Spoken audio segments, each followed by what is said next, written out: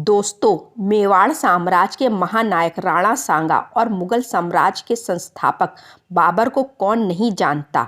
1526 में जब बाबर ने दिल्ली पर कब्जा किया, उस समय राणा सांगा ने इस विदेशी आक्रांता से युद्ध करने के लिए राजपूत राजाओं को एक छत्र के नीचे लाकर युद्ध करने की योजना बनाई। लेकिन 1527 में खानवा के युद्ध में ये संयुक्त राजपूत शक्ति बाबर के तोपखाने से पराजित हो गई। राणा सांगा की पत्नी रानी कर्णावती वो चित्तौड़गढ़ के अगले दो राणा विक्रमादित्य और राणा उदय सिंह की माता और महान राणा प्रताप की दादी थीं। 1527 से 1533 तक अपने कम उम्र के पुत्र उदय सिंह के संरक्षक के रूप में उन्होंने राजकाज संभाला। इसी दरमियान गुजरात के शासक बहादुर शाह द्वारा मेवाड़ पर हमला किया गया। राणा सांगा के बाद सिसोदिया वंश के अन्य परिजन कम उम्र के राणा के अधीन रहने को तैयार नहीं थे, किंतु महारानी कर्णावती ने उन्हें सिसोदिया वंश के खातिर युद्ध करने हेतु मनाया। उन लोगों ने शर्त रखी कि युद्ध के दौरान राणा सांगा के दोनों बेटे व्यक्तिगत सुरक्षा हेतु बूंदी जाएं। इसी समय वो घटना भी घटित हुई जिसने पन्ना धाई को इतिहास में अमर कर दिया।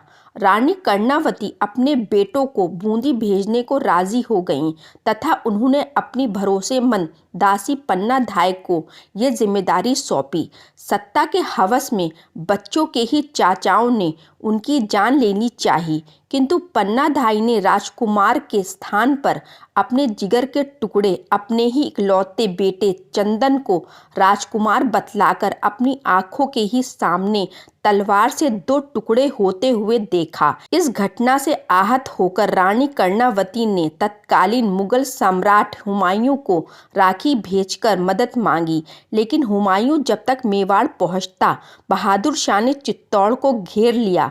रानी ने पूरी वीरता से उनका सामना किया। अंत में जौहर करने का फैसला लिया। किले के दरवाजे खोल दिए गए। केसरिया बाना पहनकर पुरुष युद्ध के लिए उतर गए। 8 मार्च 1535 को रानी कर्णावती 13,000 स्त्रियों के साथ जौहर में कूद गईं।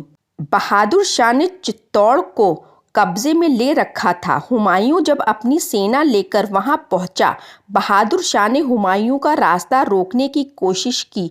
दोनों के बीच भयंकर युद्ध हुआ, जिसमें बहादुर शाह की पराजय हुई।